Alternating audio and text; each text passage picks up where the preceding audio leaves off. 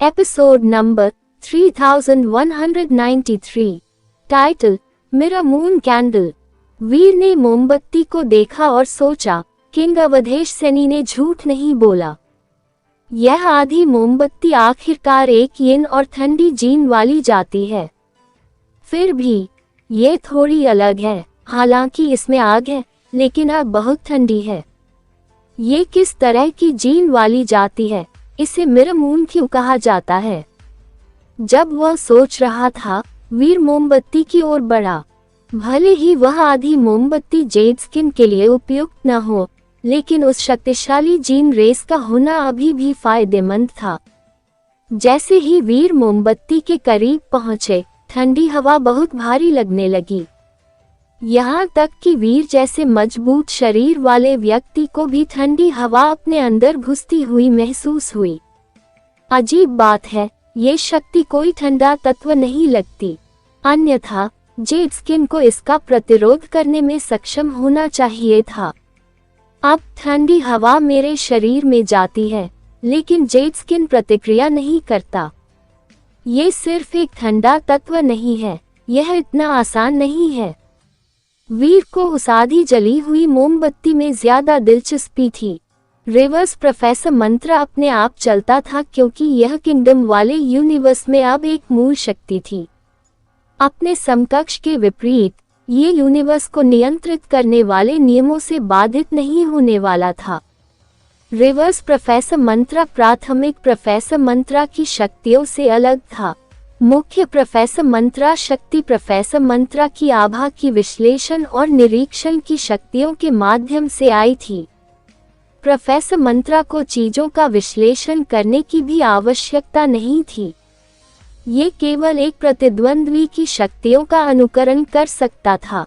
यह एक तरह से कॉपी करने वाली मशीन थी। चाहे कोई भी सब्जेक्ट मैटर हो, यह उसे कॉपी कर लेती थी। यदि मुख्य प्रोफेसर मंत्रा एक कौशल था, तो विपरीत प्रोफेसर मंत्रा एक हिंसक कौशल था। वीर की शक्ति अचानक बदल गई। ये ठंडी शक्ति बन गई, जो व्यवहारिक रूप से एक ही थी। यह मुख्य प्रोफेसर मंत्रा से अलग थी। उल्टा प्रोफेसर मंत्रा हिंसक था, लेकिन इसका उपयोग केवल इसके रूपांतरित होने के बाद ही किया जा सकता था। कोई इसके अंदर के चमत्कारों को देखने में सक्षम नहीं था। भले ही वीर अब एक ऐसी शक्ति का उपयोग कर रहा था जो मोमबत्ती के समान थी, उसे नहीं पता था कि यह किस तरह की शक्ति थी। हालांकि इतना काफी था, वीर की शक्ति आधी जली हुई मोमबत्ती की तरह हो गई। उसे अचानक लगा कि अंधेरा मिटने लगा है। ठंडी हवा चली गई। पत्थर का मंडप अभी भी पत्थर का मंडप था, और मोमबत्ती अभी भी मोमबत्ती थी। वीर अभी भी मंडप में खड़ा था। उसे लगा जैसे सब कुछ बस एक सपना था। वीर को पता था कि यह कोई सपना नहीं था। उसे अभी भी मोमबत्ती की शक्ति महसूस हो रही थी, जो बहुत डरावनी थी। ये पहले से अलग था। शक्ति उसके करीब आने लगी। ये स्पष्ट रूप से इसलिए था क्योंकि वीर की शक्ति बदल गई थी। उसे लगा कि वह उनमें से एक है, या वह इसलिए करीब आ रही थी क्योंकि उसे वही शक्ति महसूस हुई थी। वीर ने मोमबत्ती के करीब जाने की कोशिश की, और मोमबत्ती ने उसे मना नहीं किया। सफेद आधी जली हुई मोमबत्ती अभी भी सुनहरी आग से जल रही थी। अब उसमें ठंड का एहसास नहीं था। जलती हुई मोमबत्ती की रोशनी में वीर को गर्मी महसूस हुई। ऐसा लग रहा था जैसे वह आग में नहा रहा हो। क्या तुम मुझसे बात कर सकती हो? वीर सफेद आधी जली हुई मोमबत्ती से बात करने के लिए पत्थर की मेज के सामने चला गया। सफेद मोमबत्ती एक अनजान प्राणी थी। जाहिर है, वह न तो बोल सकती थी और न ही अपने आप सोच सकती थी। फिर भी उसने संवाद करने की कोशिश में अपनी रोशनी हिलाई। क्या तुम मिरर मून हो? वीर ने पूछा। उसे यकीन नहीं था कि उसके सवाल का जवाब मिलेगा या नहीं। आधी जली मोमबत्ती थोड़ी हिली, ऐसा लगा जैसे पुष्टि हो गई हो। क्या तुम मून गॉड को जानती हो? वीर ने पूछा। मोमबत्ती की लौ थोड़ी कांप उठी, उसने स्पष्ट रूप से मून गॉड को पहचान लिया। क्या तुम मून गॉड की जीन जाती हो?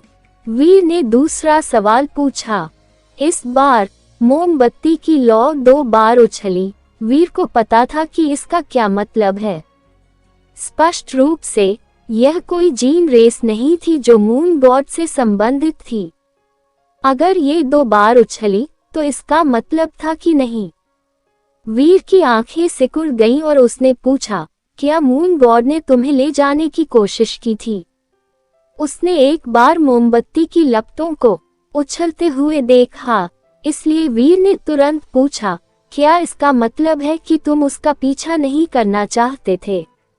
मोमबत्ती की रोशनी चमक उठी। वीर चौंक गया। ऐसा लगता है कि इस किंवदंती में कुछ सच्चाई है। ऐसा नहीं था कि मून गॉड उसे अपने साथ नहीं ले जाना चाहती थी, वह बस उसे अपने साथ नहीं ले जा सकी। वीर ने मोमबत्ती की ओर देखा और पूछा, ऐसी स्थिति में क्या तुम मेरे साथ आने को तैयार हो? उसने सीधे ही यह सवाल पूछा क्योंकि उसे इधर उधर की बातें करने की कोई जरूरत नहीं थी। अगर जेड्सकिन ने कोई प्रतिक्रिया नहीं दी तो इसका मतलब था कि अजीब आधी जली हुई मोमबत्ती का इस्तेमाल उसके जेड्सकिन शरीर को उलटने के लिए नहीं किया जा सकता था। अगर वह इसे अपने साथ ले जा पाता तो बहुत अच्छा होता। अगर वह ऐसा नहीं कर पाता तो उसे ज्यादा नुकसान नहीं होता। इस बार आधी जली मोमबत्ती की लौ नहीं हिली। थोड़ी देर बाद एक बार टिमटिमाई। इसका मतलब है कि तुम मेरा अनुसरण करना चाहते हो, वीर ने खुशी से कहा। मोमबत्ती, जिसे मिरर मून कहा जाता था, अद्भुत थी। अगर वह इसे अपने साथ ले जा पाता तो बहुत बढ़िया होता। यह शायद किसी समय काम आ सकती थी। इस बार मोमबत्ती की रोशनी बहुत तेजी से उछली। लौ की उस तेज झिलमिलाहट के बावजूद मोमबत्ती का वास्तविक शरीर 1 इंच भी नहीं हिला। ये बहुत अजीब था। वीर को मजबूर होकर पूछना पड़ा, क्या तुम हिल नहीं सकती? मोमबत्ती की लौ एक बार और सिर्फ एक बार ही टिमटिमाई। इससे ऐसा लगा कि वीर अपनी चतुराई भरी धारणा में सही था। वह जिस जीन जाति से बात कर रहा था वह अपने आप चलने में सक्षम नहीं थी। अगर उसे चलना होता तो उसे मदद की जरूरत होती। ये बहुत अजीब था। मिरर मून के स्तर पर जीन रेस में एक डिस्ट्रॉय क्लास की मून गॉड स्प्रिट शक्ति थी, फिर भी यह हिल नहीं सकती थी। इस पर विश्वास करना बहुत मुश्किल था। ये बात नहीं कर सकता या संवाद नहीं कर सकता। ये हिल भी नहीं सकता।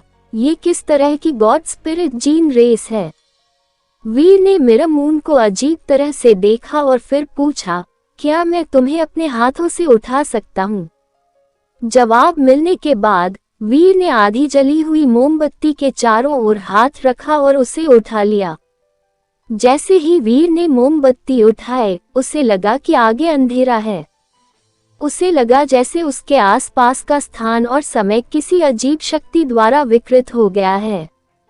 वीर जहां था वहीं खड़ा था, सावधानी से आगे देख रहा था। कोई नहीं बता सकता था कि वह किस तरह की भावनाओं का अनुभव कर रहा था। ऐसा लग रहा था जैसे वह भूत देख रहा हो, लेकिन डरा हुआ नहीं था। अगर मैं लोगों को बताऊं कि क्या हुआ, तो कोई भी मेरी देखी हुई बात पर विश्वास नहीं करेगा। वीर ने एक व्यंग्यपूर्ण मुस्कान के साथ मोमबत्ती पकड़ी। वह समझ गया कि मोमबत्ती की उपस्थिति इतनी मजबूत और ठंडी क्यों थी। वह उपस्थिति केवल एक ठंडी शक्ति नहीं थी। वीर ने करीब से देखा। उसने देखा कि जेड वॉल सिटी के ऊपर की जगह में कई पारदर्शी सफेद भूत उड़ रहे थे। वे सभी आसमान की ओर जा रहे थे। वे सिर्फ जेड वॉल सिटी के ऊपर ही नहीं थे।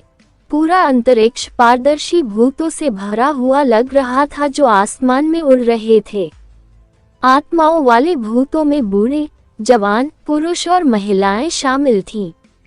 ऐसा लग रहा था कि वे सभी जेनोआत्स जानते थे। हर कोई उसी दिशा में उड़ रहा था।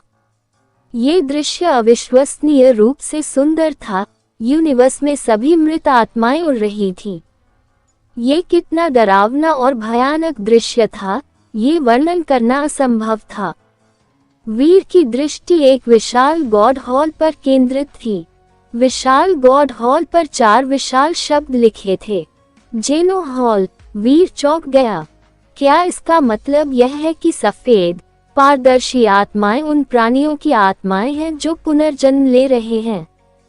क्या इसका मतलब यह है कि जेनो हॉल एक ऐसी जगह है जहां 2 दुनियाएं जुड़ सकती हैं? वीर ने जल्दी से मोमबत्ती को वापस पत्थर की मेज पर रख दिया। आत्माएं और जेनो हॉल तुरंत आसमान से गायब हो गए। जब उसने फिर से मोमबत्ती उठाई तो वह सब फिर से सामने आ गया। इस आधी जली हुई मोमबत्ती की शक्ति पुनर्जन्म की अवधारणा से जुड़ी हुई है। वीर मोमबत्ती पकड़ते ही चौंक गया।